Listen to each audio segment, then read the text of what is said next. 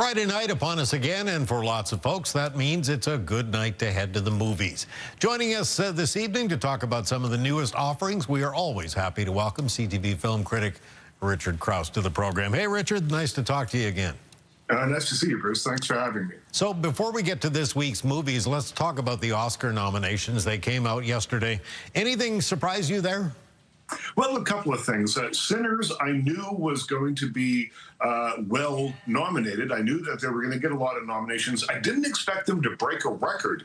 It's a horror film, and horror films do not normally do really well with. And yet, here we go. 16 nominations. Beats the previous record of 14. I was a little surprised to see that Wicked for Good, which was a big hit this year, the second part of the Wicked film, was nominated for exactly nothing. No Ariana Grande, no Cynthia Erivo, not even Best Song or Best Score, which is really something considering how popular that movie was and how popular the score was. So, you know, a couple of surprises there. I'll have to wait until the actual show to see how Sinners does, but I have a feeling it's going to do all right. All right, so let's talk about what's new this week. First up, a brand new film called Mercy. Take a little look here. I shouldn't be here. I helped create the Mercy program. I'm proud to have sent the first suspect for trial here, and I will continue to send more until the message is received. Detective Raven, I know precisely who you are. Okay, so Chris Pratt in this one. It's set in the not-too-distant future. I guess this is obviously in an attempt to send us another warning about AI. Well, that's what you might think, but I'll tell you a couple of other things, and I'll get to that. So this is the story of a cop who is accused of murdering his wife. He's a hero cop. When this happens, he is being tried by an AI judge, an artificially intelligent judge, who gives 19 minutes to prove his innocence, and if he can't do it, he's going to be executed. That's the way AI works in the future. And so at the beginning of the movie, you think, okay, like all Hollywood movies now that mention AI, it's going to be anti-AI. It's going to be, oh, this will judge you, and then it will kill you. Sure. Then you get to the end of the movie, and they kind of flip-flop, which is just one of the problems with this film.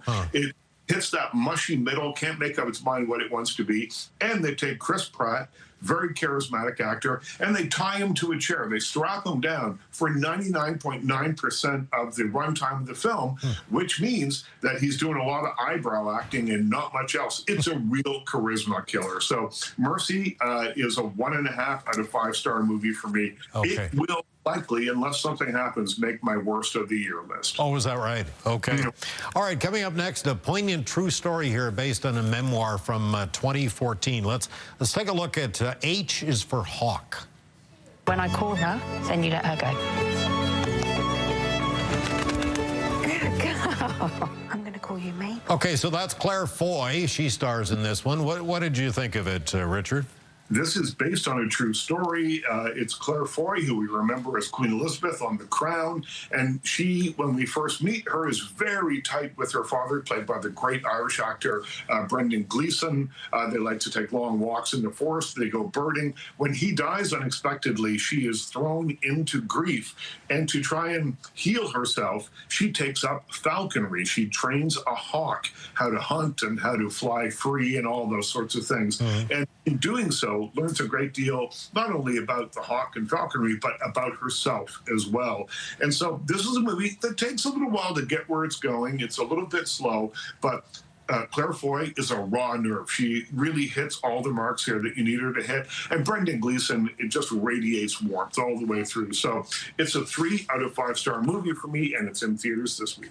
And it's interesting because it's the kind of story that could only be true, right? Like if you wrote something like this, no one would buy it, but it really happened. Absolutely. It's stranger than fiction. So now to a psychological thriller of sorts. This is a Canadian film called Honey Bunch. Here's a preview. Diana! Everything is gonna go back to normal. It might just take a little more time. Get back! Okay, I am. So this one scored pretty high on Rotten Tomatoes. What did you think? Well, it's a 3 out of 5 star movie for me. It starts off odd and gets weirder as it makes its way through to its end credits. It's the story of a couple who have a terrible car accident. The woman in question is hurt terribly. Her memory is wiped. She's got physical problems afterwards. So her husband takes her for experimental treatment in this really remote location. And as she starts to regain her memory, she starts to regain some memories that are kind of disturbing about her life and her marriage. And then in the second half, it kind of becomes something else. And I will not tell you what, because I don't want to spoil it. I liked how kind of off kilter this movie feels. I like that it has a real 70s kind of retro feel to it.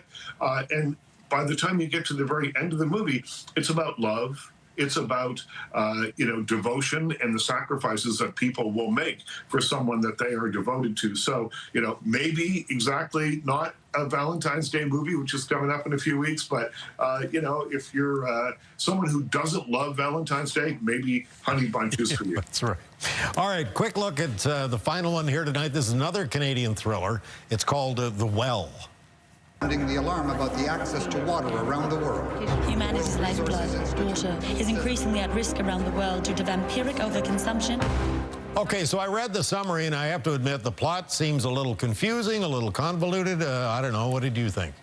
I like this movie well enough. It is a film about a world in which water is not drinkable by and large, and there's a family who has a well with fresh, pure water. When the filter breaks on that well, they have to leave the safety of their compound and go out into the world, and that's where they start to see what's really happening in the rest of the world. And this is a dystopian movie, so, post-apocalyptic, but it's not like Mad Max. There's no big action sequences and that sort of thing.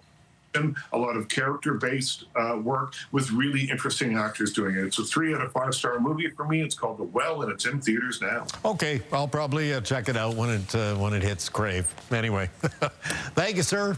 Really appreciate it. Thanks for having me. CTV film critic Richard Crouse joining us tonight from Toronto with his hits and misses in the movie theaters this week. Stay with us. We'll be right back.